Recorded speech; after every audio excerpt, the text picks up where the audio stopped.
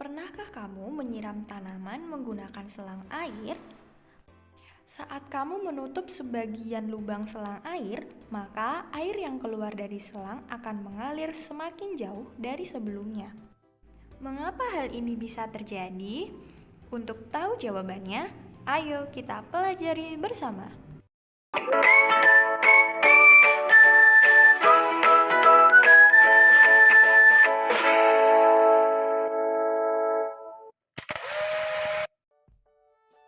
Saat kamu menutup sebagian ujung selang air, maka luas penampang selang pada bagian ujungnya akan semakin kecil. Hal itu menyebabkan kecepatan atau laju aliran air yang keluar semakin besar.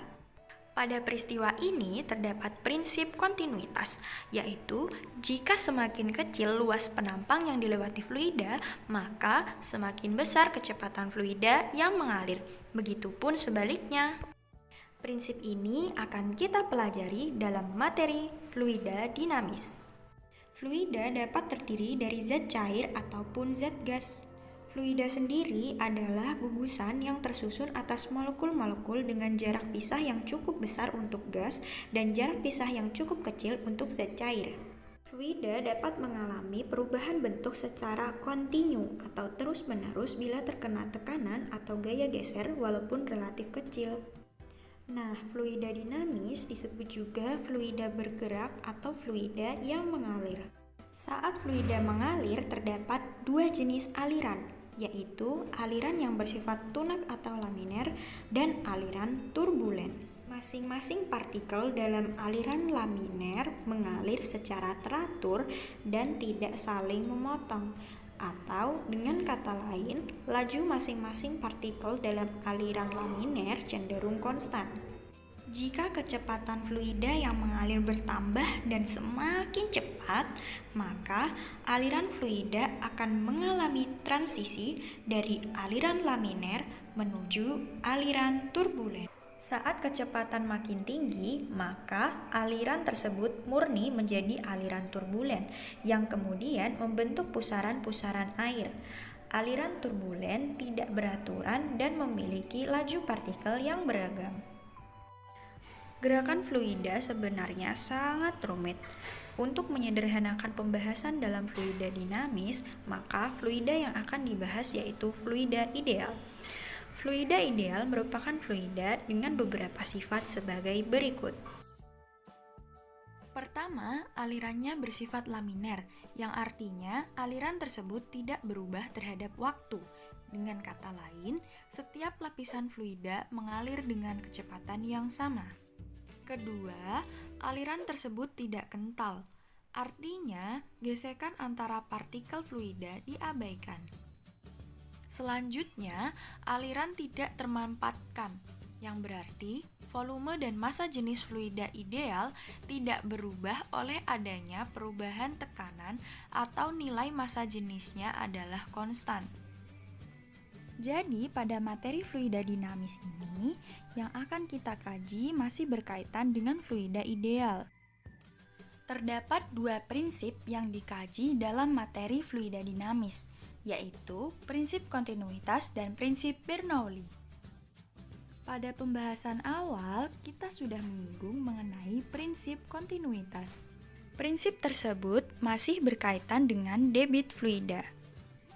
Debit merupakan jumlah volume fluida yang mengalir per satuan waktu. Dengan volume fluida yang merupakan hasil kali dari luas penampang fluida dan lintasan yang ditempuh fluida. Selanjutnya, kita akan membahas mengenai prinsip dan persamaan Bernoulli. Persamaan Bernoulli adalah persamaan sederhana namun sangat penting dalam fisika. Persamaan ini dapat membantu kita memahami banyak hal tentang aliran fluida di dunia sekitar kita. Pada dasarnya, hukum Bernoulli menggambarkan hubungan antara tekanan, kecepatan, dan elevasi fluida yang mengalir. Persamaan ini memiliki aplikasi yang tak terhitung jumlahnya. Kita dapat menggunakannya untuk menjelaskan bagaimana pesawat menghasilkan gaya angkat, ataupun untuk menghitung seberapa cepat cairan akan mengalir melalui lubang tangki air. Kita akan mempelajari beberapa aplikasinya nanti, tapi untuk yang pertama kita tinjau adalah persamaan itu sendiri. Persamaan ini pertama kali ditemukan oleh fisikawan Swiss Daniel Bernoulli pada tahun 1738 dan terlihat seperti ini. Persamaan tersebut menyatakan bahwa jumlah ketiga suku ini tetap konstan sepanjang garis arus fluida. Setiap suku dalam persamaan ini saling berkaitan dengan tekanan. Suku pertama berkaitan dengan tekanan statis yang merupakan tekanan P dari fluida. Kemudian kita memiliki suku yang kedua berkaitan dengan tekanan dinamis yang merupakan fungsi dari densitas atau massa jenis fluida yang dilambangkan sebagai ρ dan kecepatan yang dilambangkan sebagai v. Suku kedua ini juga mewakili energi kinetik fluida per satuan volume. Dan yang terakhir suku ketiga merupakan tekanan hidrostatik. Tekanan ini diberikan oleh fluida karena gravitasi. G adalah percepatan gravitasi dan H adalah elevasi fluida atau ketinggian fluida dari titik acuan tertentu. Kita juga dapat beranggapan bahwa persamaan ini merupakan persamaan dari hukum kekekalan energi, yang mana suku pertama merupakan energi tekanan, suku kedua merupakan energi kinetik, dan suku yang ketiga merupakan energi potensial. Persamaan ini nanti akan sangat berguna untuk kita menganalisis berbagai macam masalah aliran fluida. Namun, hal yang paling penting adalah persamaan ini hanya dapat digunakan atau diterapkan di sepanjang garis arus. Kita dapat mendefinisikan garis arus dalam aliran tunak atau laminer sebagai jalur yang dilacak oleh suatu partikel di dalam fluida. Mari kita lihat aliran yang terjadi pada pipa dengan diameter yang berubah. Untuk melihat bagaimana tekanan berubah saat aliran mengalir dari diameter pipa yang lebih besar ke diameter yang lebih kecil. Persamaan Bernoulli biasanya digunakan untuk membandingkan aliran di dua lokasi yang berbeda. Sehingga kita dapat menulis ulang seperti persamaan ini dengan titik 1 dan 2 keduanya berada pada garis arus yang sama. Tidak ada perubahan yang signifikan dalam ketinggian antara titik 1 dan 2, sehingga istilah energi potensial saling meniadakan. Jika kita menempatkan semua istilah tekanan hidrostatis di satu sisi, kita mendapatkan persamaan untuk perubahan tekanan. Jika diasumsikan bahwa fluida tidak dapat dimampatkan, laju aliran massa pada titik 1 dan 2 harus sama. Hal ini menunjukkan bahwa terdapat persamaan kontinuitas yang merupakan kekekalan massa. Laju aliran massa sama dengan kerapatan fluida, luas penampang pipa, dan kecepatan fluida. Jadi, kita dapat menyusun kembali persamaan kontinuitas untuk mendapatkan persamaan kecepatan di titik 2. Luas penampang A2 lebih kecil dari A1, yang berarti bahwa kecepatan fluida akan meningkat saat melewati pipa berdiameter lebih kecil. Di sini dapat diketahui karena kecepatan meningkat di antara titik 1 dan 2. Maka, tekanan antara kedua titik dari titik 1 dan 2 harus berkurang. Konsep ini kemudian menjadi dasar bahwa untuk aliran horizontal, peningkatan kecepatan fluida harus disertai dengan penurunan tekanan, yang merupakan salah satu cara untuk merumuskan apa yang kita sebut dengan prinsip Bernoulli. Pada umumnya, kita berpikiran bahwa dengan semakin cepatnya kecepatan, maka semakin tinggi pula tekanan fluida. Padahal, hal ini salah jika dikaitkan dengan hukum kekekalan energi. Prinsip Bernoulli muncul di banyak tempat yang ada di sekitar kita. Kita dapat menggunakannya untuk membantu menjelaskan bagaimana sayap pesawat menghasilkan daya angkat bagi pesawat. Fluida yang mengalir di atas sayap pesawat lebih cepat daripada fluida yang mengalir di bawahnya. Berdasarkan prinsip Bernoulli, hal ini menciptakan area bertekanan rendah di atas sayap pesawat dan area bertekanan tinggi di bawah sayap pesawat. Perbedaan inilah yang kemudian akan menghasilkan gaya angkat pesawat. Prinsip Bernoulli juga menjelaskan mengenai cara kerja pembakar Bunsen. Saat katup dari selang pembakar Bunsen dibuka, maka gas akan mengalir ke dalam laras dengan kecepatan tinggi. Berdasarkan prinsip Bernoulli, kecepatan tinggi ini menciptakan area bertekanan rendah di dalam laras. Hal ini memungkinkan udara dari luar memasuki tabung pembakar Bunsen sehingga proses pembakaran di sana bisa terjadi dengan sempurna dan stabil. Selain itu, terdapat alat ukur yang menerapkan prinsip Bernoulli, yaitu venturimeter. Venturimeter adalah alat yang digunakan untuk mengukur laju aliran fluida atau debit dalam pipa tertutup. Contohnya, mengukur laju aliran minyak pada pipa-pipa penyalur minyak dari tempat penghilangan ke kapal tanker di pelabuhan. Hal ini dilakukan karena minyak yang mengalir dalam pipa tidak dapat dilihat, sehingga diperlukan teknik khusus untuk mengukur laju aliran tersebut. Alat ini bekerja dengan mengukur penurunan tekanan di bagian pipa yang konvergen. Saat mengukur debit di titik 1, maka nilainya sama dengan luas penampang pipa di titik 1 dikalikan dengan kecepatan fluida di titik 1. Untuk mencari nilai kecepatan V1 dapat dilakukan dengan mengatur ulang persamaan penurunan tekanan yang kita peroleh sebelumnya. Kita dapat mengatur ulang persamaan ini untuk mendapatkan persamaan nilai debit ketika kita melihat perubahan diameter pipa. Nah, yang perlu kita ketahui hanyalah dimensi A, V, massa jenis fluida, dan tekanan di P1 serta tekanan di titik 2 atau P2.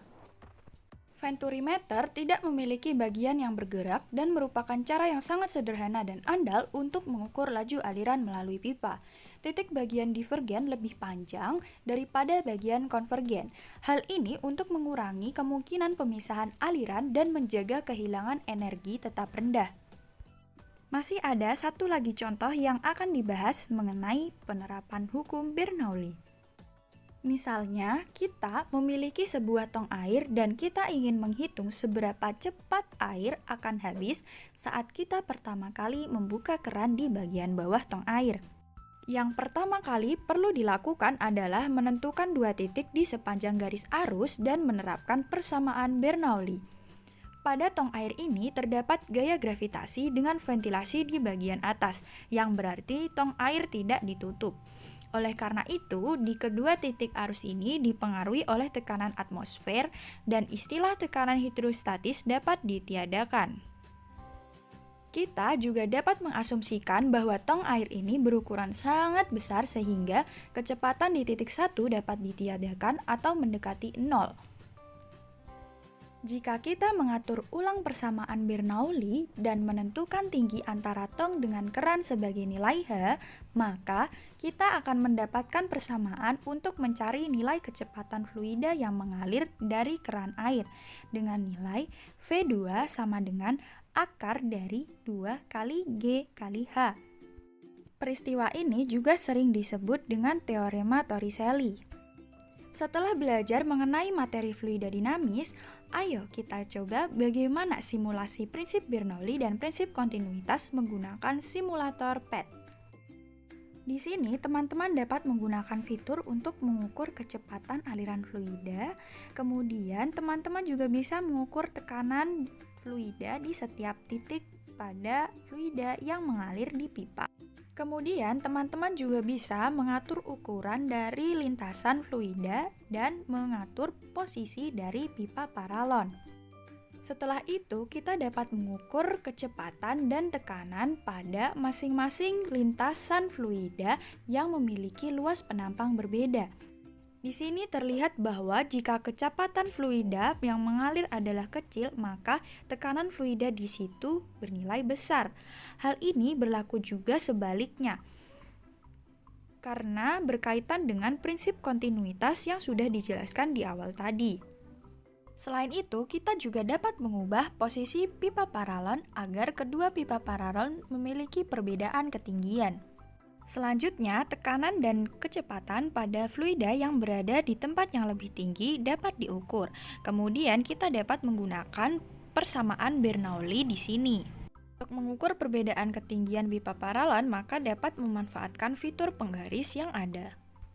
Selain persamaan kontinuitas dan persamaan Bernoulli, dalam simulasi PET juga dapat membuktikan mengenai teorema Torricelli. Kita dapat memanfaatkan pita pengukur untuk mengukur jarak dari fluida yang akan keluar dari lubang di tangki. Dan itu kita juga dapat menggunakan fitur pengukur tekanan dan pengukur kecepatan untuk mengukur besaran-besaran yang ada. Dan kita dapat menggunakan penggaris untuk mengukur ketinggian fluida dari dasar tanah. Setelah semuanya sesuai, maka kita bisa membuka penutup dari lubang di tangki air agar air bisa keluar. Kemudian kita klik pause untuk mengamati berapakah jarak ataupun kecepatan dari fluida yang mengalir dari lubang tangki.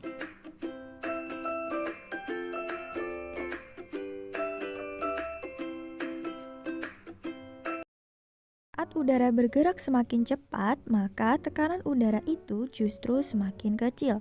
Sebaliknya, saat udara bergerak semakin lambat, maka tekanan udara justru semakin besar. Nah, tekanan di bawah kertas menjadi lebih besar dan tekanan di atas kertas itu lebih kecil karena kecepatannya besar. Oleh karena itu, kertas akan terangkat akibat tekanan dari bawah kertas ke atas kertas.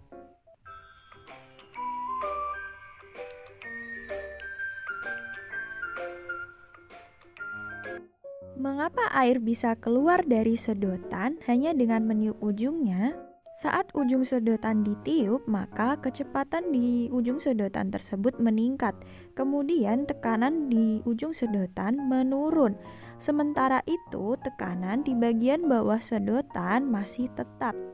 Sehingga tekanan di bagian bawah sedotan lebih besar daripada tekanan di atas sedotan.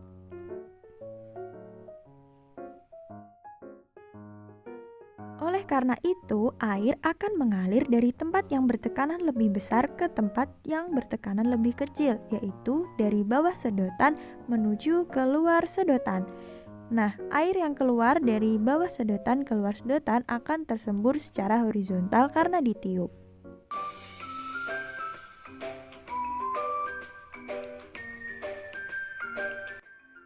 Saat celah di antara kedua kertas ditiup, maka kedua kertas akan bergerak mendekat.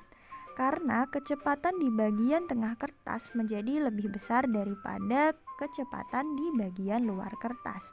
Oleh karena itu, tekanan di celah dua kertas akan lebih kecil daripada tekanan di luar kertas.